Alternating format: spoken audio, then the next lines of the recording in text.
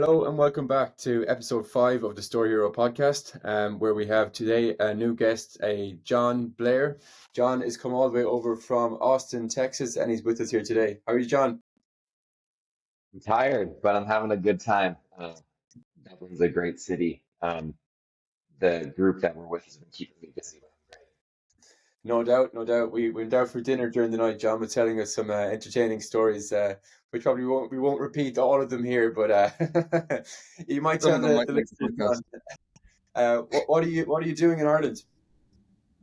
So actually, as some may know, I'm an advisor to StoreHero, and StoreHero is a part of the Enterprise Ireland portfolio. And Enterprise Ireland is put on an event this week where they brought e-commerce executives from the United States over to Ireland to meet several Enterprise Ireland portfolio companies, learn a bit about what they're doing in the e-com space, and um, really get to know what tools and are being developed over here that we might be able to help go to market and expand in the US. So it's been cool. Obviously, in addition to you guys, I've met several other companies that are doing some really interesting things in the e-com tech space, and it's actually cool. Ireland is such a small place compared to the States, right? Like this, LA is bigger than the whole country of Ireland. But to see the concentration of like tech that's being developed here is actually really impressive and is like really exciting.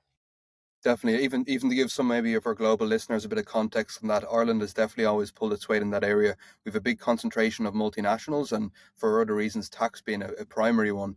Ultimately, while that's been a benefit to the Irish economy overall, there is definitely an incentive by government to make sure that the indigenous companies are well supported now that as those tax structures evolve, and it's not something we can rely on forever, which ultimately benefits companies like StoreHero and the ecosystem as a whole. So Enterprise Ireland are technically one of the biggest VC investors across Europe, even though they're technically a government organization. With that, there's always going to be kind of some bureaucratic components with government, but to be said, it is a great organization. So kind of hat tip to them to kind of kick things off. But yeah, maybe to kind of move the conversation along, I think as we said, the benefit of sitting down over a Guinness and telling some stories in that context means, if anything, it's been good podcast prep. So it'd be great maybe to kick things off, Jon, as to how you actually got into e-commerce in the first place. What was the kind of initial, how did you initially dip your toe in?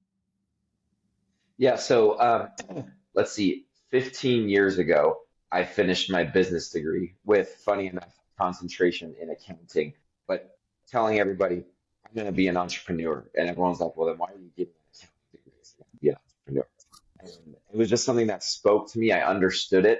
But I've been entrepreneurial my whole life and ultimately went to business school to start a business. And so traditionally, accountants get pushed towards becoming what's called a public accountant in the US, a CPA. Um, I immediately went to go work for early stage startups right out of school instead of becoming a CPA. It was kind of a weird experience because all my friends were making, seemingly really good money, and I was making almost no money, but getting, equity in businesses.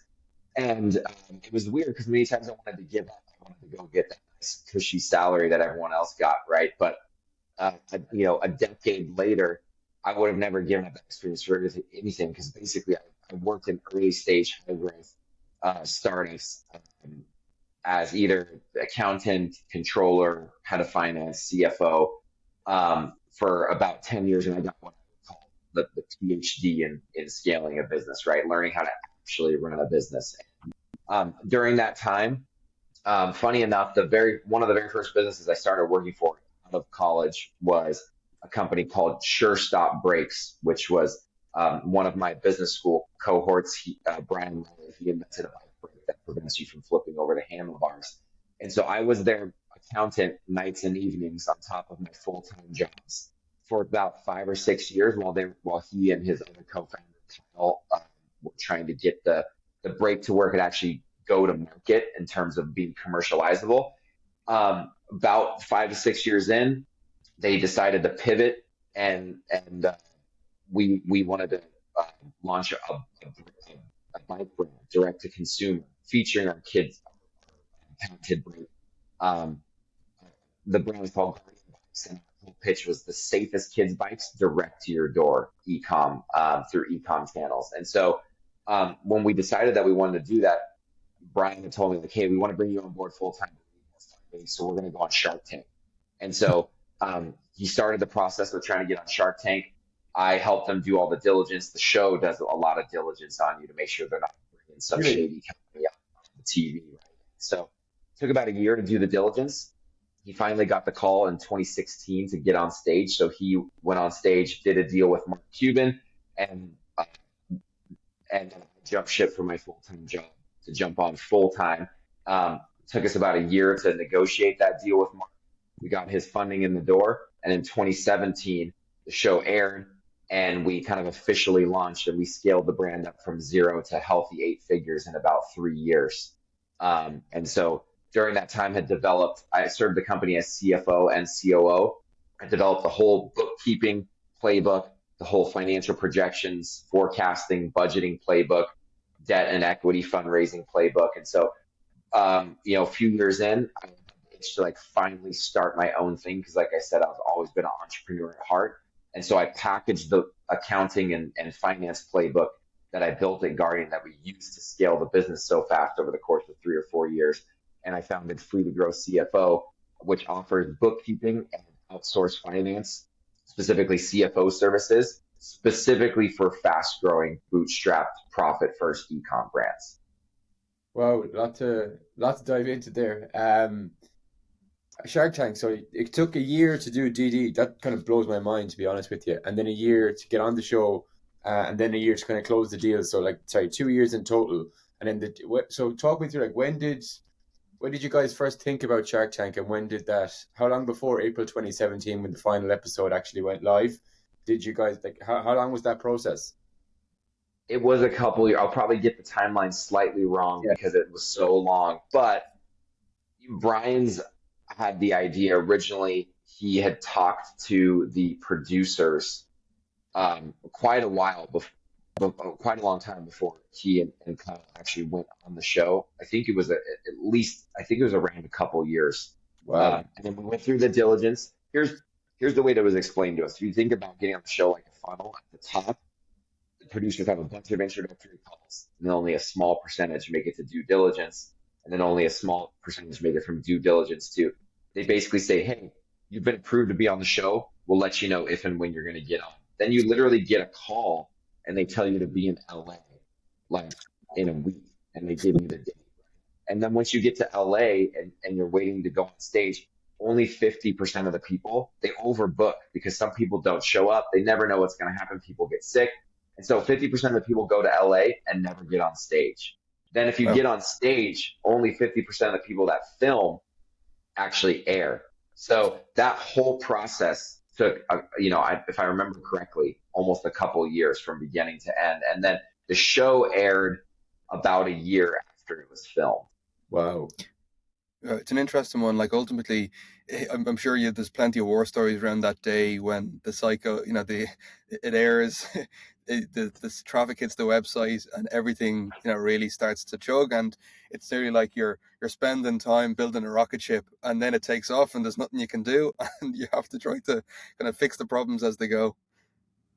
So the prep for Shark Tank was a very memorable time that I'll never forget, because it was me, Brian, and Kyle, not really knowing what the heck we were doing. We had never ran an e-com business that was about to be aired on national TV. Right? And so luckily we had already closed the deal with Mark, so we had access to his team, and we were like, hey, what does this usually look like for portfolio companies once they air? And so funny enough, I'll tell a couple quick stories.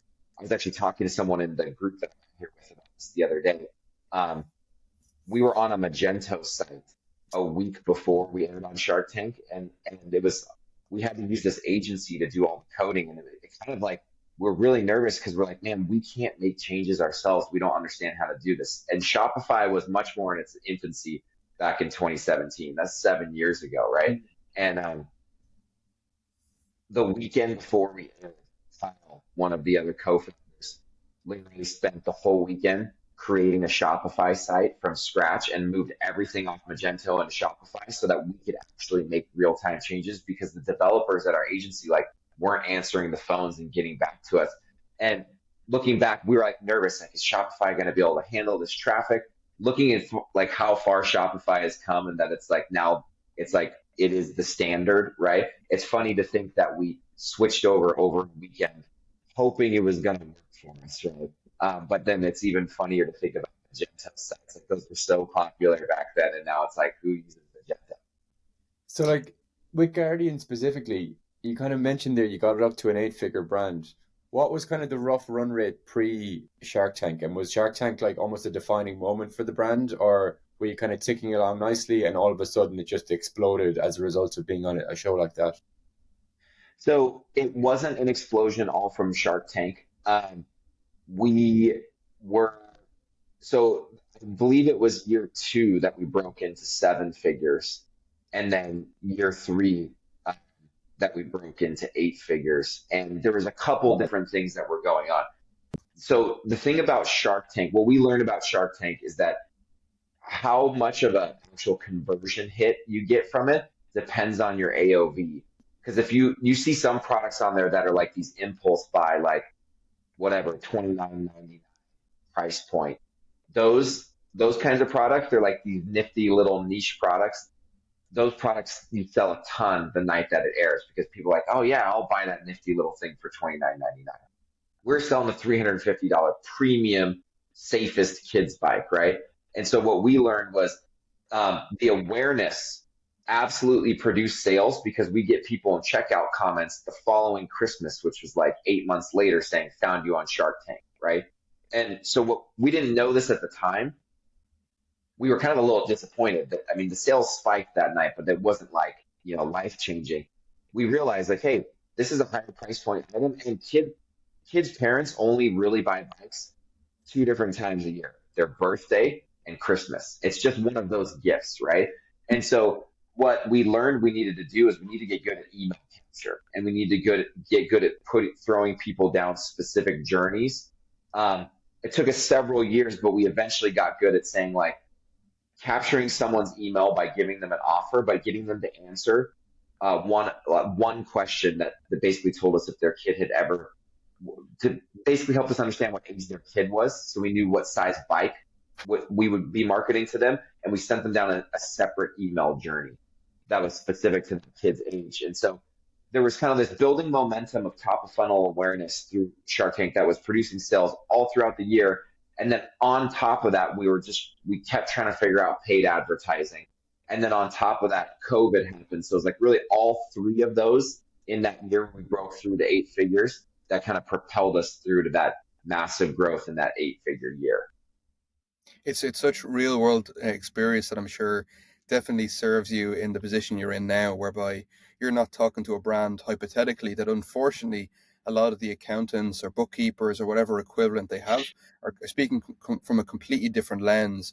And I suppose it kind of starts to speak to maybe the challenge to blend marketing and finance around, ultimately, if you're running a business, or for example, if you're analyzing a business, let's say as an accountant, purely off an aggregated P&L, you see one consolidated transaction fee invoice, shipping invoice.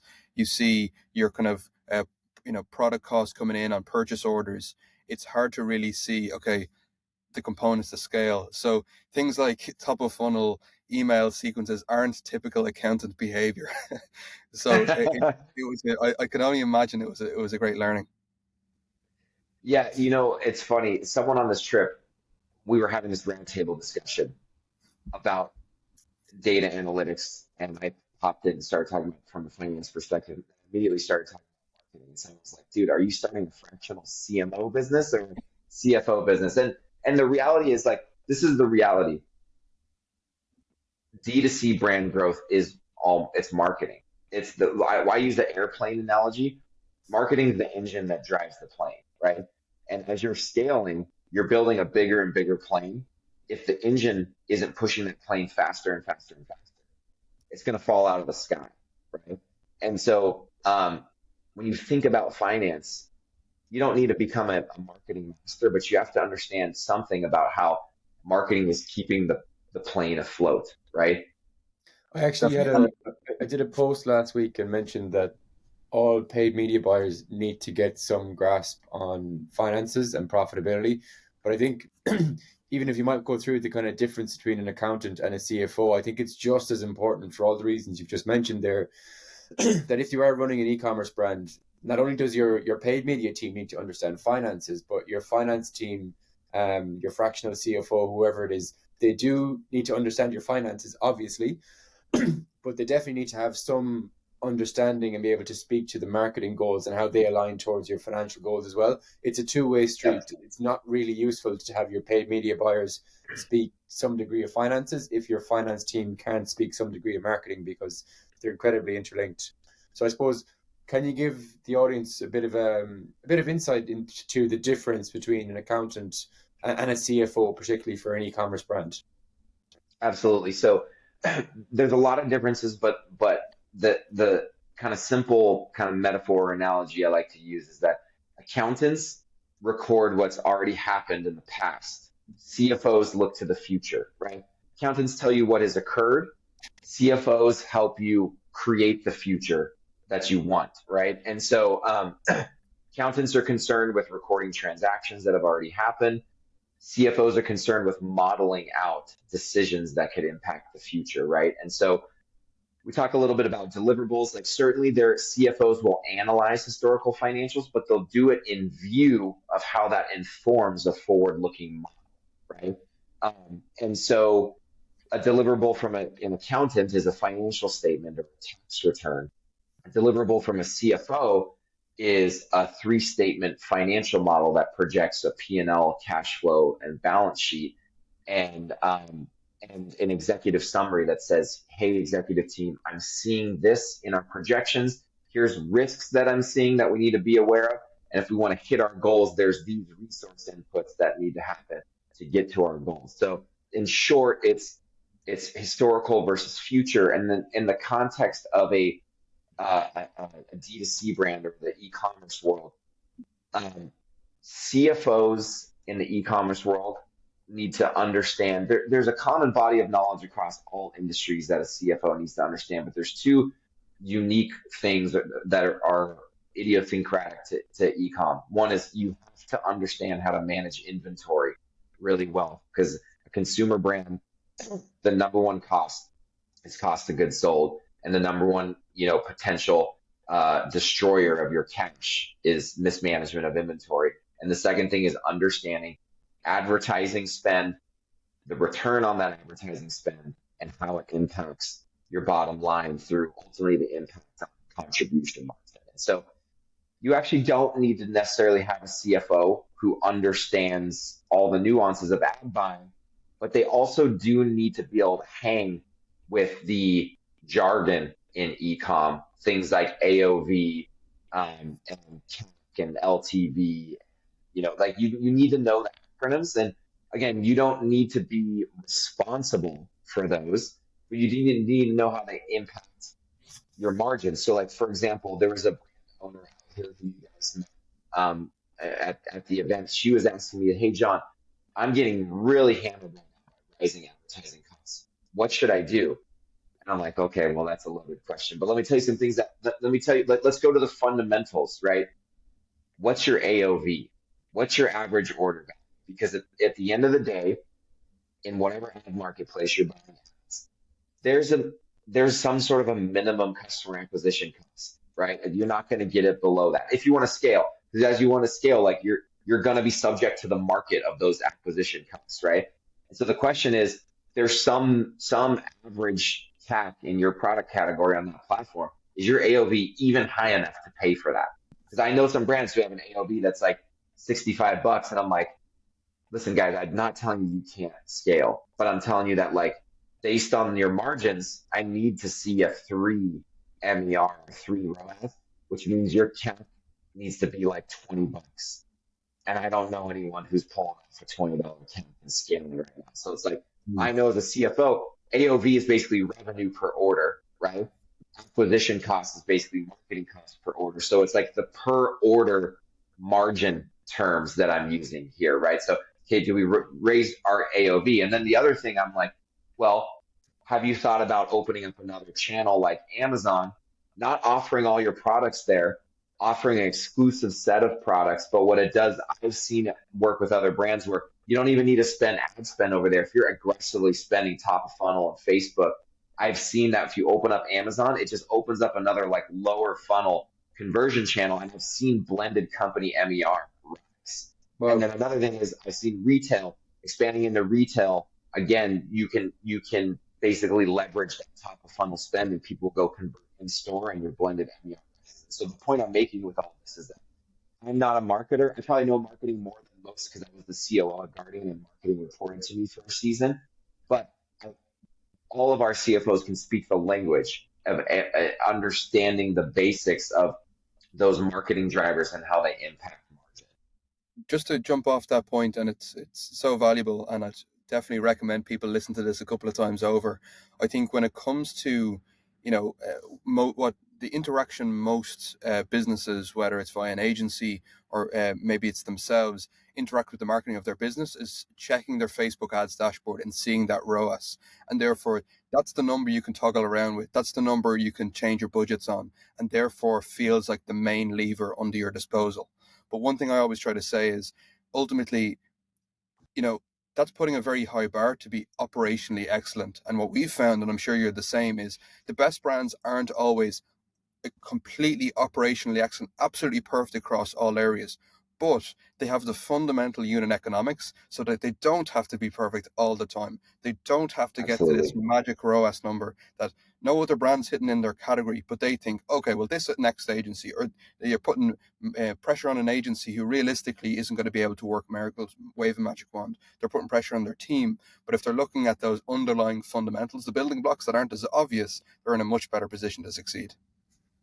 I'll be honest with you. So when I was at Guardian, I did not understand this nearly as well as I understand it now, having scaled free to grow CFO for the last 2 years, and now we work with 20 plus different brands and seeing this pattern recognition.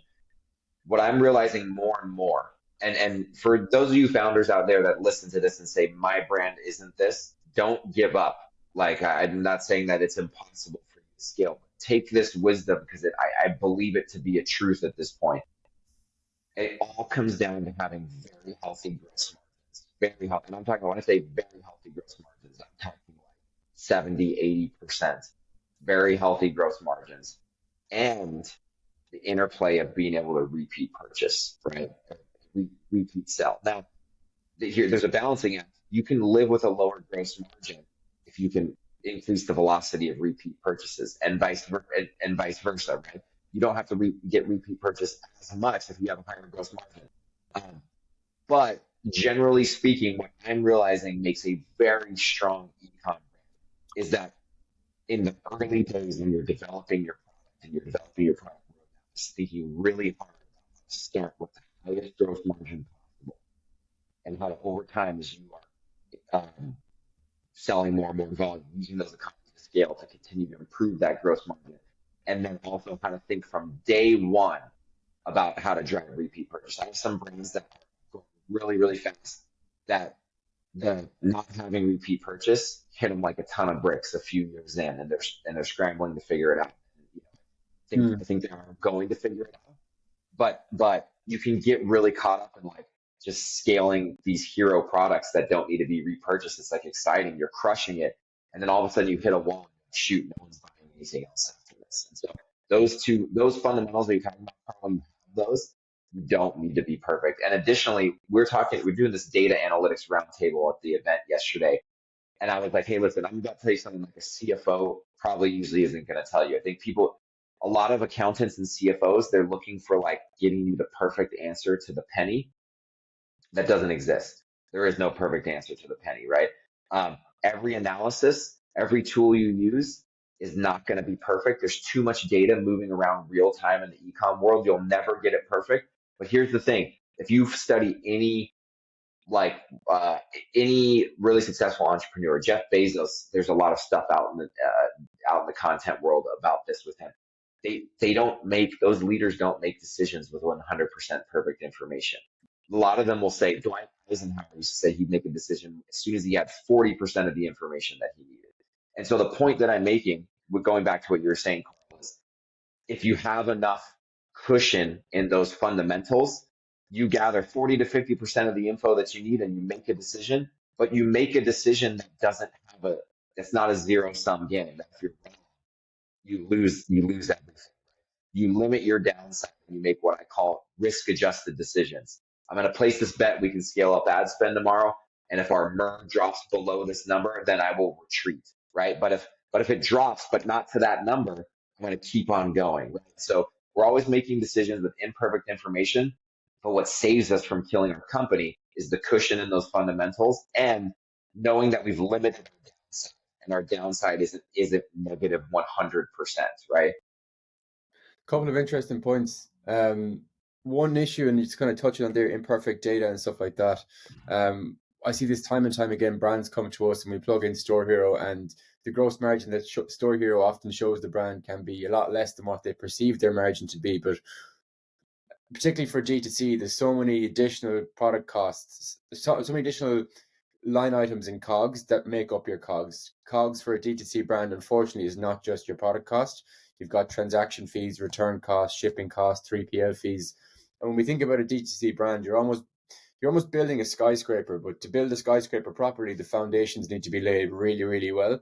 And actually understanding what you're trying to scale is incredibly important, because if you try to scale a D2C brand and what you think your margins turn out to not actually be your margins, that skyscraper that you're trying to build is going to topple over and fall very, very quickly. So making sure that you just know what that kind of margin piece looks like from your brand properly, I just think is incredibly important. It's probably actually one of the biggest surprises I've seen with a lot of brands, of working with so many different brands in the last 12 months, is that a lot of brands are getting this very, very wrong.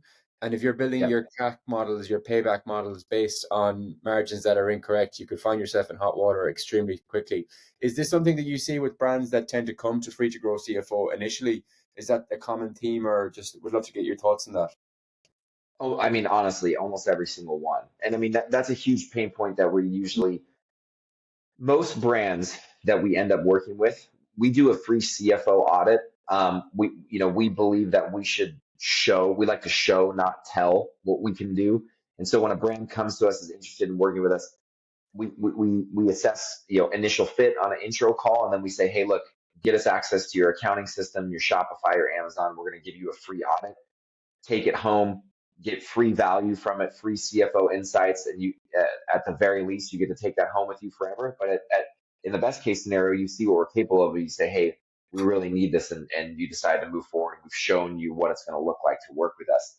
When we do those audits, I think every single time I've done it, to be completely honest with you, I have uncovered really big issues with the way that margins are accounted for on the P&L. And it's usually a couple of things. One, I would say probably the most common thing is that they are not building in freight in and duties costs into their landed product costs. Those things are being expensed in the months that they're paid. And I would say actually just as frequently, I actually see brands that are just doing cash basis accounting, meaning that all of their operating expenses, including cost of goods sold purchases, they are recorded in the month that they pay for them. And so like you'll look at their P&L and like say before Q4, they're building up inventory. So let's say they pay for all that in October. October, their cost of goods sold is massive and their gross margins negative. But then in November and December, they have no cost of goods sold because they bought all that stuff in October. So they have like 100% gross margin. And so it just that these things are very common, and it's one of the first things that we do when brands come to work with us on the accounting side is we actually reorder their chart of accounts, and we bring in we call them parent accounts, and we make all their existing accounts sub accounts of these few categories. And what it does is it rolls up cost of goods sold properly, so we're actually getting the right company level margin. But then the next thing we do, which is more challenging, it takes time, it takes a few months, you can't do this immediately, is we're working with the brand to actually calculate landed product costs at a SKU level. And the reality is, like, I really don't blame founders for not tracking landed product costs very well. They're super busy. They're all all the ones we work with are bootstraps. They have small teams. The CEO sometimes is doing the inventory purchasing, and like They're just trying to make sure that they have product, and I'm really there. A lot of times they're focusing on the ad buying, making sure that the ad buying is profitable. So like, um, I don't blame them for not keeping this stuff under control. It's complicated stuff, and even for us as accountants, Free to Grow we developed a very specific way of doing this when I was at Guardian, and it took us many years to develop that process. And so it was complicated for us. I can only imagine what it's like for brands. But like, yeah, Thomas, to your point, when you don't know your margins, your gross margins, you don't know anything really. And you're not distinguishing between variable costs and fixed costs. Variable being the costs that go up and down as revenue goes up and down, and fixed costs being the ones that are about the same every single month. You have to know the difference between those, because that is really how your profitability equation works, is revenue minus your variable costs, then minus your fixed costs. And so those are probably some of the biggest things that we work with brands on from an accounting perspective when we start that work. Yeah.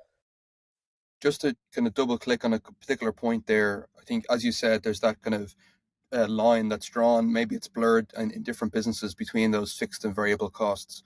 One other cost that sits below the line there often is the advertising spend as one aggregated sum that ultimately, while it may be fixed if you define an advertising budget, in most businesses, ultimately, as that ROAS changes, it's going to be dynamic. You're going to want to double down in areas where you feel like you can be more profitable, and maybe less when you're not. So ultimately, we would see, and I know you mentioned it there, contribution margin, while it may not, while ad spend may traditionally been seen as that fixed cost, it can be variable in its nature.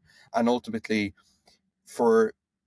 we've even seen, for example, on the StoreHero side, industries in which you have greater gross margins, you may also see additional competition, and therefore you need to contribute a higher CPA, customer acquisition cost, ad spend, to make up the difference. And it's a constant battle for a lot of brands to find that kind of Goldilocks zone between, how do I capture the opportunity that's in front of me? I've already incurred all these operational expenses. I have the inventory to support myself, but I want to keep on spending as long as it's profitable to do so, but not tip over that cliff and end up digging myself into a bigger hole. And we would see really, and I know in our previous conversations, contribution margin as kind of a way to balance that seesaw a bit. How do you think about that with clients? Absolutely. Like, I think you're spot on. The way that I think you have to be measuring contribution margin daily. And you also have to have a trailing 7 month view, or sorry, 7 day view. Trailing 7 day smooths out the day over day kind of like seasonality or variability, because some days of the week just suck, and you shouldn't freak out because Wednesdays always suck, right? So if you look at every day's contribution margin, and you're looking at trailing 7 day on a daily basis. And then additionally, if you have a tool like StoreHero, you can be looking at your order level and SKU level um, contribution margin. But you have to be looking at it. If you're trying to actively scale, you have to be looking at it every single day. Because you don't know when you might reach that tipping point where all of a sudden your MER, your ROAS has dropped below your break-even point, and you are now unprofitable. Now, it depends on how much. This is where a CFO can really help you. Like, we're modeling this stuff in our three-statement financial projections. So like, if a marketing leader is like, hey, I fell below that break even, but I think I'm going to make it back tomorrow, they can reach out to me and I can model it really quick.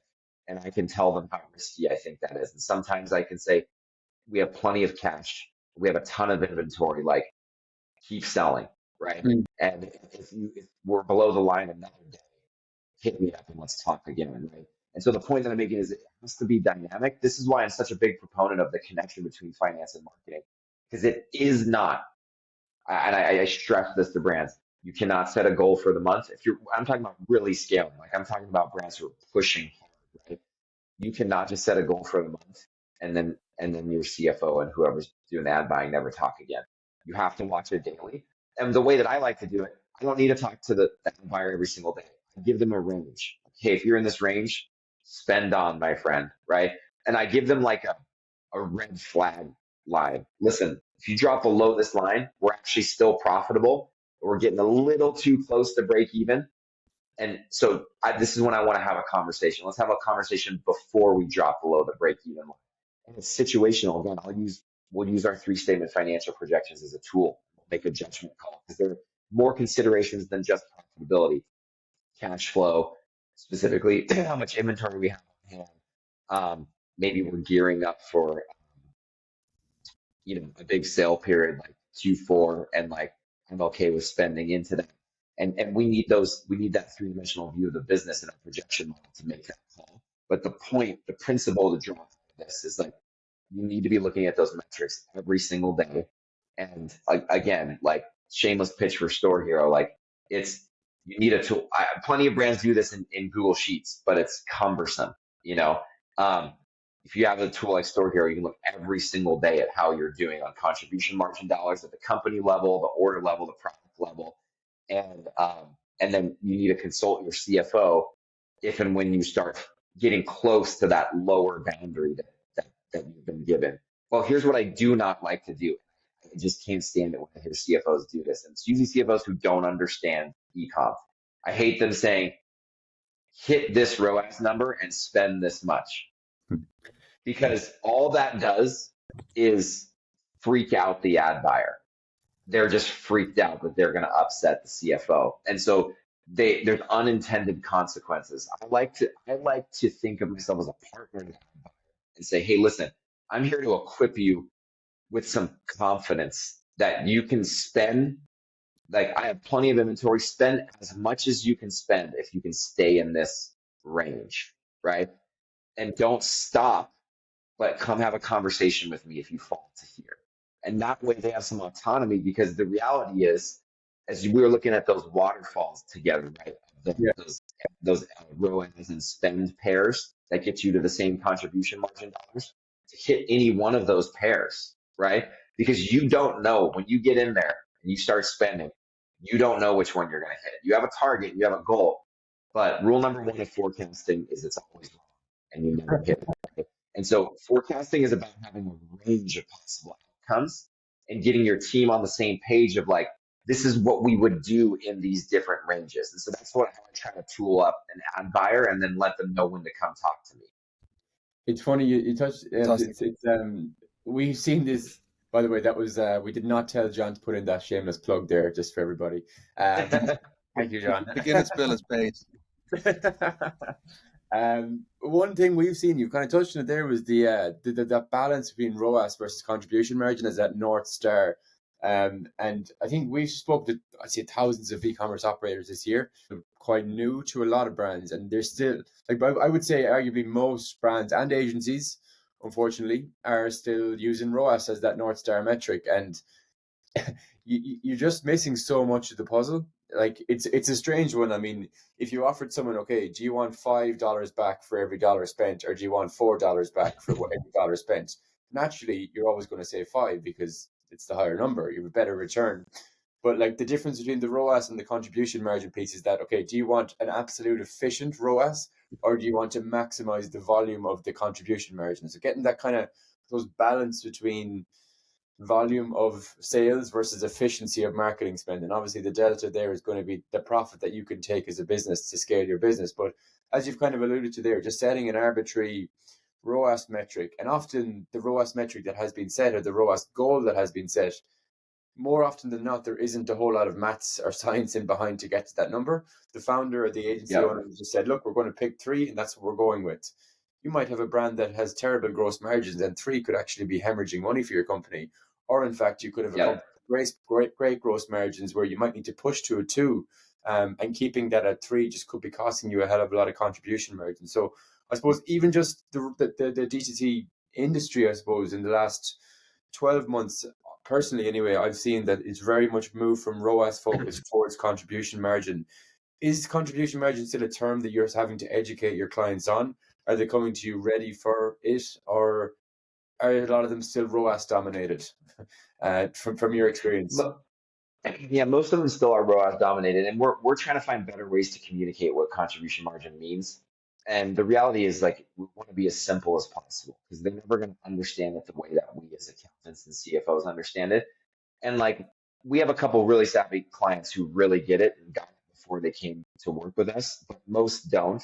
And it is a hard concept to explain. One thing we're thinking about doing is kind of starting like a free to grow university where we give free kind of like courses to our clients.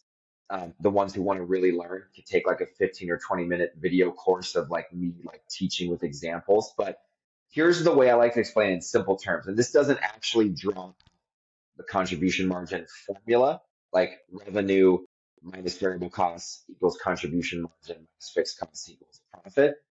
But it explains the concept of the interplay between ROAS and spend. So like the example I always give people is like, hey, look, if I have a bunch of $100 bills on the table right now and I'll sell them to you for $20, how many of them would you buy from me? And the answer is I'm going to buy them from you until I run out of $20 bills. I wouldn't stop all of a sudden, right? And so that's a 5 ROAS, right? 100 divided by 20. Now what if I would give you $80 for every $20 bill that you have? How many times would you buy $80? Yeah, 4 ROAS. You buy as many as you could until you ran out of $20 bills. But if I'm giving you 4 20s, that's $80 for every 20. You know how 4 more 20s, would you then buy 4 more bundles of $80? Same thing all the way down. What if I was going to give you $25 for a $20 bill? How many would you buy? You'd recycle all your money until I ran out of $25 bills. The only time you would stop is if all of a sudden I said, hey, I'll give you $19 for a $20 bill. And you say, well, I'm not going to spend on that anymore. That's the same concept. If your ROAS is coming down, but you're still generating more dollars, right? And I'm not talking about a ROAS of over 1. I'm talking about if you're getting contribution margin dollars, right? After all your variable costs that are more than the marketing spend. If inventory isn't a constraint, that's a different story. If inventory is a constraint, you should slow down. But if inventory isn't a constraint, you should not stop buying more money than what you're spending. And you should do it until you run out of money, which you shouldn't, or until you run out of inventory. Definitely. And I think that's the critical piece. Again, it's not this one static equation there where X ad spend versus X efficiency equals Y, Y outcome, whatever the case may be. So again, another piece for people to kind of listen again on. Well, thanks a lot, Jon. Number one, thanks very much for taking time to talk to us today. It's been great to have you here in Dublin. And thanks a lot for your support as well with StoreHero. I know in our conversations, it's always been great to around how aligned, I suppose, the approach is. I think hopefully we're given a little bit of a breath of fresh air in terms of approach to what we would call profit-first e-commerce. I know you'd be the same. So I suppose we're going to be returning the favor and hopefully over to your side in Austin in May. So should be exciting to maybe flip the script and to be shown around somewhere different. StoreHero, I just want people to draw the line straight down to bottom line profitability. That's the future of e-com. I would even say that's the past of e-com. It's always been there. It's always been the most important, but just people haven't necessarily focused on it.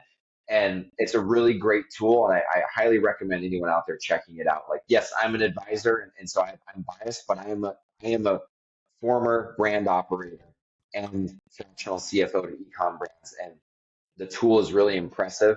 And I highly recommend anyone out there, even if you're VC backed, you can still start the profit first mindset today, right? It will serve you well, and it will really force some rigor in your decision making as you're growing your business. So I appreciate you guys having me on and inviting me out. Looking forward to being back here soon. Fantastic. And to flip the script again, I would really recommend any of our viewers here today, and as we do with any of our users, have a chat to Jon, go through that initial audit, get some more visibility, and extra information never hurts. Get to a position where you're looking at your business with a slightly different lens, and ultimately the more levers you have under your control, especially from a financial perspective with Free to Grow, it's definitely something worth looking at. So thanks guys, and looking forward to the next one, and we'll do it again soon.